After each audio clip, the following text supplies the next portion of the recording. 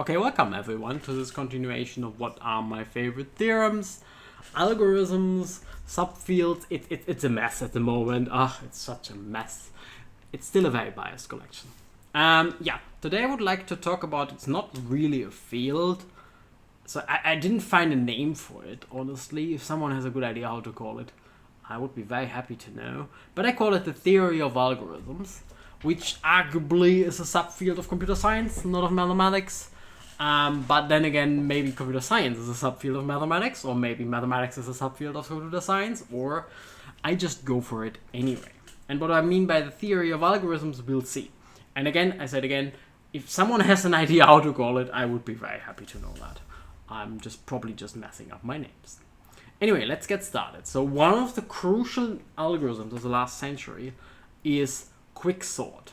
And I really should say it's a family of algorithms. So the details depend on a lot of things. So it's a family of algorithms that sorts an array. Yeah, sorting an array is very important, obviously, because you will do that in a computer program. You need to do that very often. So you want to make sure that you have a good sorting algorithms for sorting. I will run the animation in a second, by the way, for sorting an array. And essentially it works as follows. There's a partitioning routine. Yeah, you break it into something at a certain point. Usually you choose a certain pivot to break it, so whatever. And then you put everything smaller in one array and everything larger in the other array. We'll see that in a second, kind of as it goes. And then you call it again on the smaller pieces. And that's kind of the main idea, right? So you break it, and you call it again on the smaller pieces. You break it, you call it again on the smaller pieces. You break it, you call it again on the smaller pieces. I will see that in a second. And the pivot is, let's say, chosen randomly. And really there are different ways to choose this pivot, but anyway, let's just say it's chosen randomly. You break your array randomly, you put everything smaller in one, you put everything bigger in the other, and you don't order them, but you will order them then recursively. It's kind of a really cool idea. So recursion is like really old. Like if you want to compute something like n factorial, this is really just n times n minus 1 factorial. Yeah, so this is like a recursion. But that's somehow the boring recursion, where in every step you just go back one. The correct recursion, if you want, is if you in every step go back to 2, 3, 4, 5, 6, whatever how many instances of the thing you have done, and then you run those instances recursively, because the hope is somewhat that you can save time, because you can now run it on smaller subsets. So before we run this quicksort, let me just make that clear. This is called divide and conquer. It's really this idea, it's a kind of a very crucial idea of the last century, essentially, that an algorithm where you can divide the problem into many smaller subproblems, many, not just one, you want many smaller subproblems, and kind of solve those subproblems and then maybe stick them together, and hopefully sticking together is very cheap, and then you get a result and you essentially can then call it recursively on the subproblems. And it's like the power of recursion. That's what I call the power of recursion, because the complexity very, very often kind of goes down. And my favorite picture to kind of really illustrate that, which I stole from a source that I actually forgot.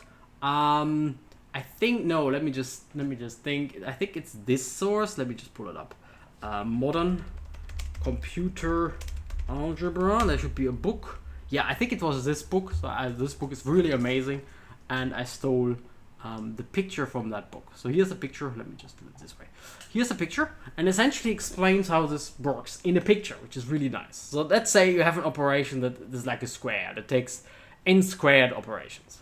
Cool. Fine. That's just filling the square, right? Square is essentially filling the square.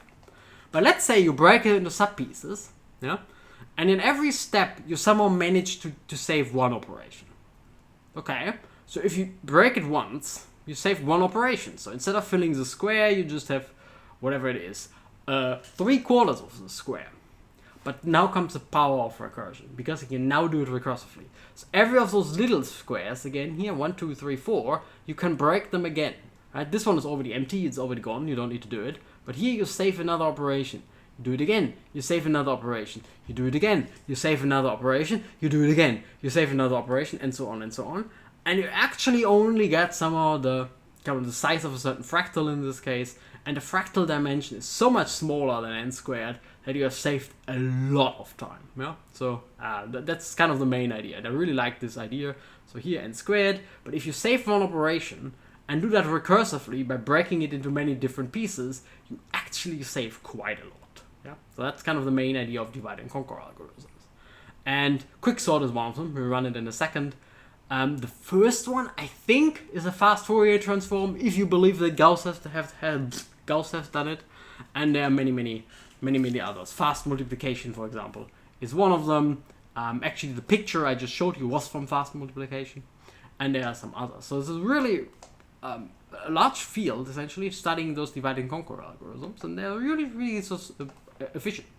So let's just run it for our quicksort, which really is a divide and conquer. You divide along the pivot, and then you run it recursively, and hope to save a lot of time with it, and you do. So the sorting algorithm essentially is like this. There, you choose a pivot, everything smaller, and you sort that one again, kind of choosing a pivot, and then kind of recursively sort everything, and it eventually will sort itself. I thought I saw a little bit of a better animation or a better picture how quicksort works. Let's just have a look. Yeah, maybe this one is not so bad.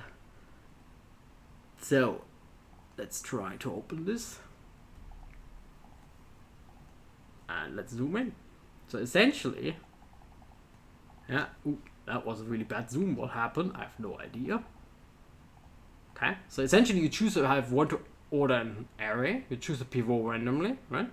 So everything smaller ends up in one set, everything bigger ends up in the other set, but you don't order them because you will run quicksort on this little thing again. You choose another pivot, you break them, you choose another pivot, you break them, and eventually you're just with a lot of boring sets that are already ordered, and you just paste everything together again. That's essentially how quicksort works. It's a divide and conquer algorithm. And here comes the theory of algorithms. So what people then do is they say something like, we want to analyze those algorithms. Huh? So how well are they actually doing? And you very often see three different, well actually not, you should see three different things.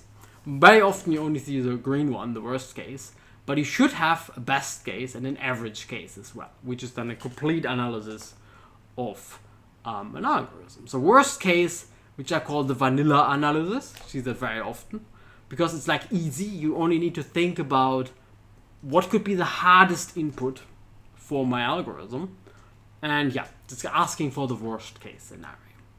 Kind of the opposite, and you see that fairly rarely. I'm surprised actually. It doesn't seem to have as many applications as the worst case. It's the opposite, right? The best case scenario.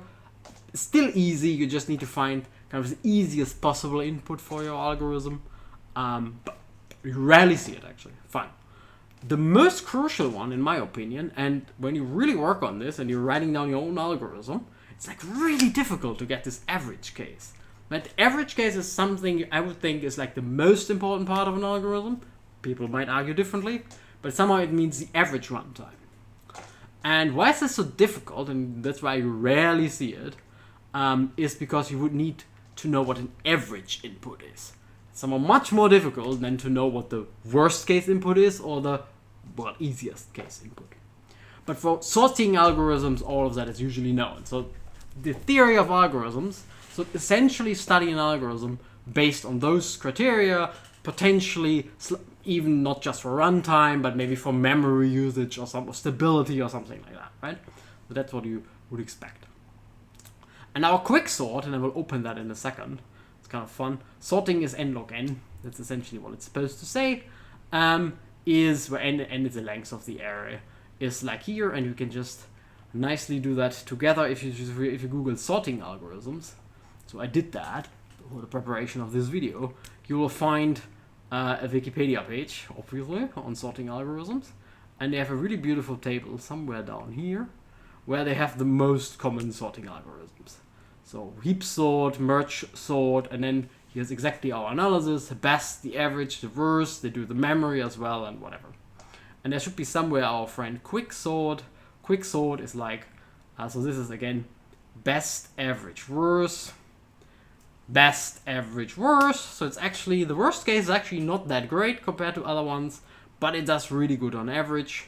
And the memory usage is also fine. And historically, it was actually the first one that was really quick. So you can save a bit, quite a lot. So it's n log n sorting in n element array is pretty fast. So there are some really strange algorithms. So the thumbnail for this video was inspired by this list because I was just scrolling through and see what I know, what I don't know, and I find the pancake sort, and I was like, that's a cool name. What on earth is pancake sorting? So I clicked on it. So let's see what pancake sorting is. And the answer is, it sorts pancakes. So, well, a pancake, something like that, right? So anyway, so that's the thumbnail of the video, and I really found it because I have no idea what pancake sorting is. Let's just have a look. I think the name is pretty cool, pancake sorting. Anyway, so quick sort, sometimes you see tree sort or merge sort. They're usually very popular, but quick sort was like historically the first one. And kind of this idea of analyzing algorithms has been around since the 1950s, essentially. Again, I say it again, most of the time you only see the worst case analysis because it's the easiest. But really an average case analysis is what you want to have for your algorithms. Yeah, and quicksort is rightly one of the one of the most important algorithms of the century. And I totally agree with that. Quicksort is pretty good. And I say it again, there are somehow better ways of doing it nowadays. But as far as I know, quicksort is still pretty much widely used. So I give it a spot on the list, and not just me apparently, but someone give it a spot on the list of the algorithms of the century as well. Anyway, I hope you enjoyed this video, and I also hope to see you next time.